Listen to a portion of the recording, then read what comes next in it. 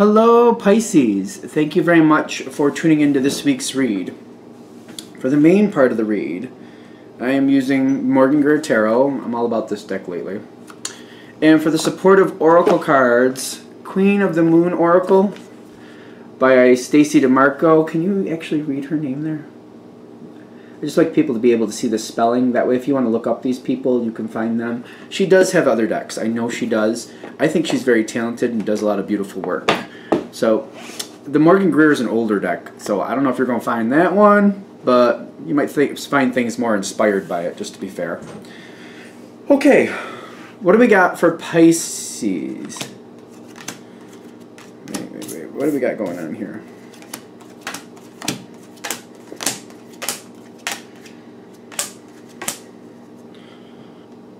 Okay.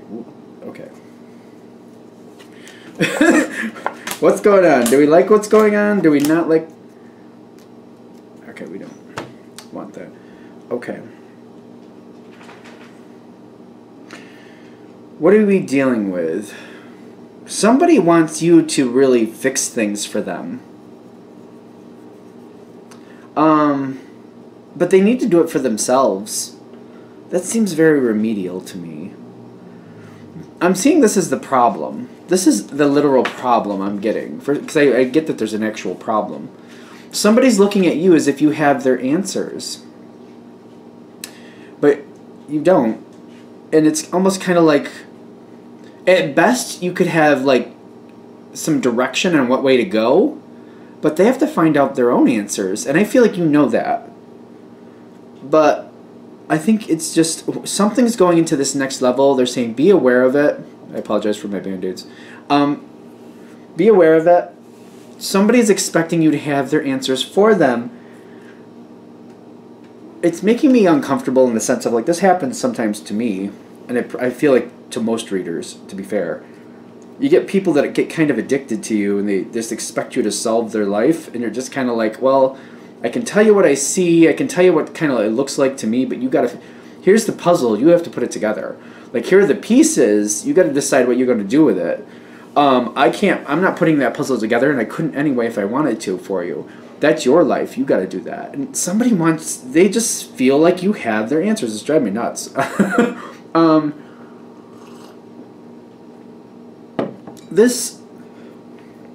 thing is, whoever this is, which makes perfect sense to me, because as I say millions and millions of times, and probably most of the videos for Pisces, I'm a Pisces. I just love to say it, apparently.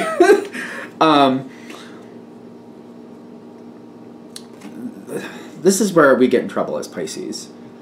Because when somebody means something to us, and we care about them like we really do, and it matters to us what happens to them, like we just have that feeling like if I can do it, I would do it. But this is like a really precarious situation, kind of like you want to, but part of you knows like that's not really helping. Like to try to solve somebody's life for them, that's not really helping them. That's kind of like,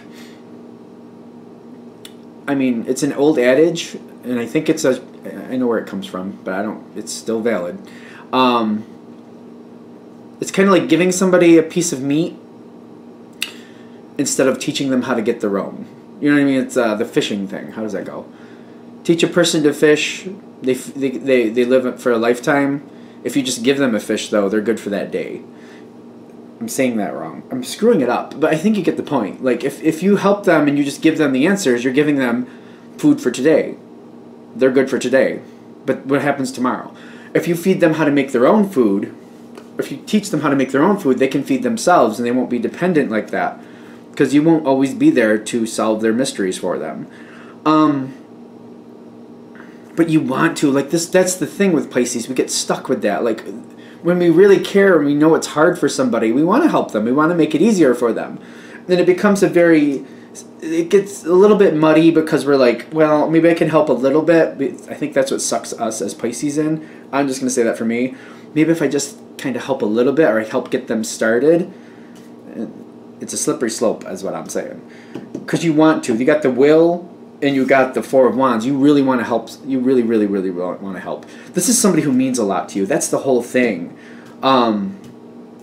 And you can understand it right in the beginning, like that's not really the right thing to do. But on the other hand, you're like, yeah, but if I can just help them get started, and that's how we get sucked in. That's how we get sucked in, right into it. Justice with the resistance.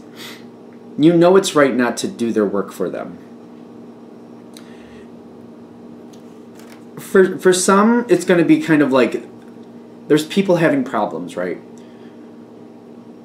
There's just problem between people, whatever that is. I don't feel like the details are important. It's just there's problems between two people, okay? And at least one of them, if not both, maybe just one, you have an emotional investment and you want to make things easier for them. You can't fight this fight for them. You can't. If you try to, it's going to make things more complicated. It's just that I feel like that's one of the things we're trying to get through here. There. Does that make better sense? I feel like I'm not really on camera the way I should be, so I don't know if I'm just in a weird spot or what. Sorry about that. Resistance with justice. Supporting is okay. But is that an elephant? There's an elephant, I think, in the background. I don't know. I'll show you the card. On the finger, on the thumb, near the nail, I think that might be an elephant if it will focus. And it might not focus because, quite frankly, I want it to focus, so it might not focus. Anyway.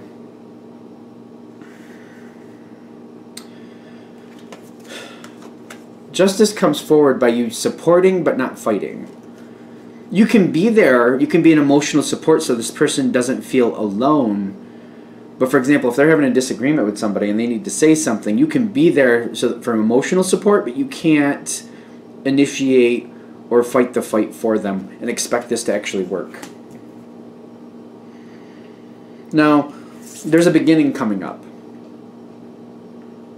And I'm getting it's like, this person that means a lot to you, they're going into another phase.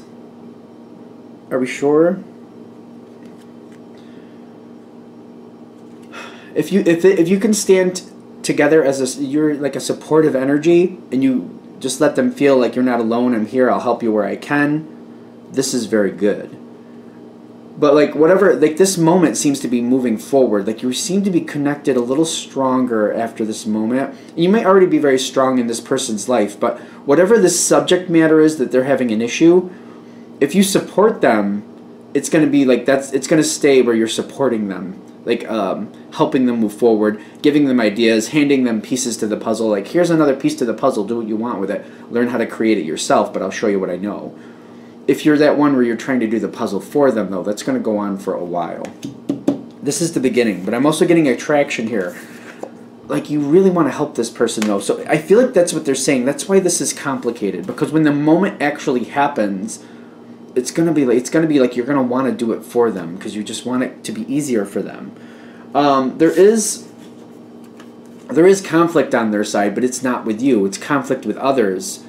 And it's how you come into it. I do feel like you have to be a part of this. One way or another, you're going to be a part of this. But it's the supportive energy, the advisor, the sideline person, the kind of like coaching them through, helping them find how you found your answers. This is where I go, and this is how I sort this out. When this happens to me, this is what I do, and how I prepare myself, and then this is how I move forward. For an example, I tell people all the time about Paul McKenna. Love Paul McKenna. One of the authors that's helped me move forward in my life a lot. So a lot of times I will pass that forward. Like, instead of me telling you those lessons, I'm telling you where I got them from, and search it out. Check out his titles. See what you think. Go from there. Because I've gotten a lot of strength from them myself. And that's kind of like the sideline player. Like, there's a lot of conflict here. In saying, hey, this is what I do. This is where I go. This is how I prepare. You're teaching somebody to be stronger. Instead of being strong for them, you're teaching them to be strong like you. Because you are strong. Whoever you are, I don't care that you're Pisces or not, or whoever's watching this, you're strong. That's why you're coming to this. And you're teaching them how to also be strong. You have your own way, your own strength. Strength isn't just a one way. Like, strength isn't just holding up the boulder. Strength is many different ways. The emotional distance, the way to handle things, the way to feel, the way you handle your own emotions. There's a lot of different ways strength comes in. And you know how to handle strength in your own sense, and you're strong in your own sense. Like, strength isn't just physical, and sometimes people look at it that way, I think. Strength is mental sometimes, and it's like what you will or won't be involved with, how when something comes at you, how you handle it, and it's different for different people. You know what I mean? Sometimes there's a lot of strength in just being quiet. And sometimes I think Pisces are good at that, kind of like, maybe that's the strength sometimes that we need, not always. Sometimes that's bad, granted. But there are certain situations where, you know what, me adding my 2 cents, not going to help things. Then there's like that moment, the strength is kind of like coming together, like thinking about it, absorbing it, waiting for the moment, and then just saying what you need to say rather than letting it go too far. That might be the strength that you're good with, and teaching that. Kind of like having an effect, speaking when necessary, but if you don't need to, not saying anything. This is what's coming in for you. Creation with the 9 of Swords, which 9 of Swords is usually stress. Sometimes it's denial, sometimes it's like just agonizing over things.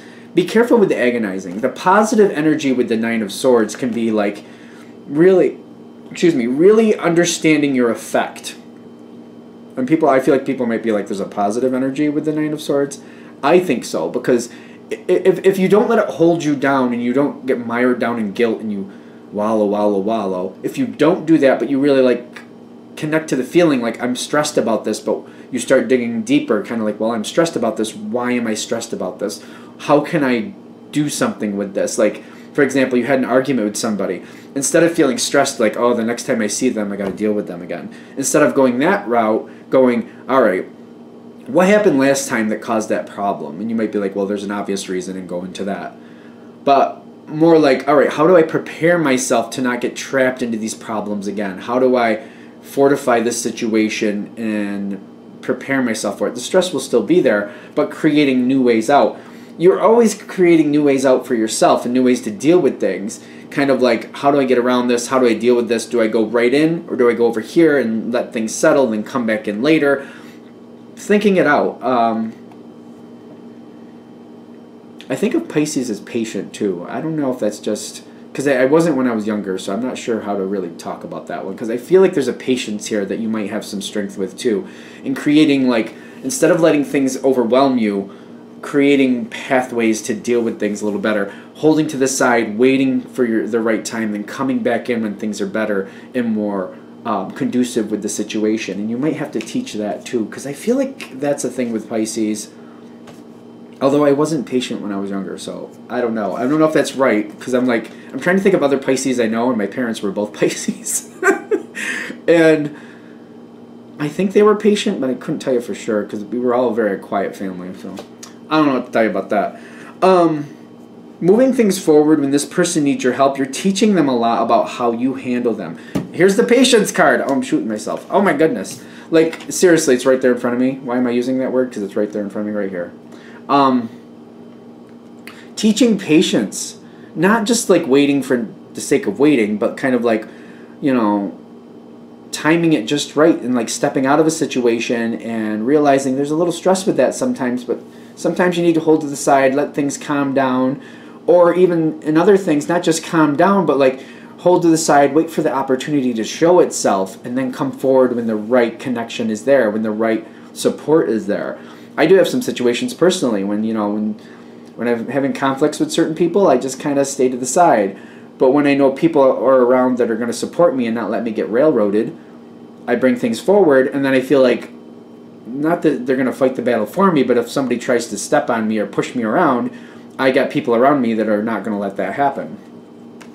Again, not that they're going to fight the battle for me, but like if things get out of hand, even if they don't agree with me, they won't let somebody else just walk all over me and treat me bad. You're moving this. You're teaching somebody, again, how to handle things better. Be careful of that somebody wanting them to handle it for you, or handling it for them. I said that backwards.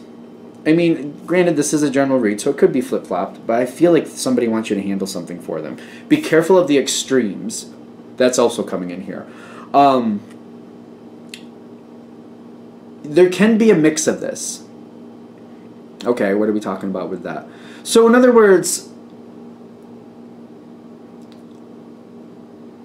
if we're going to use like the teach a man to fish, blah, blah, blah thing, you give a man a piece of fish, yeah. You give a man a fish, he eats for the day. You teach him into fish, he eats for a lifetime. Okay, so that's, I think I finally said that right, 10 days later. You can share your bounty as long as you're teaching while you're sharing your bounty. So in other words, you can help somebody fight a fight as long as they're also fighting with you, and it's not something where they're going dormant and they're just letting you fight it for them.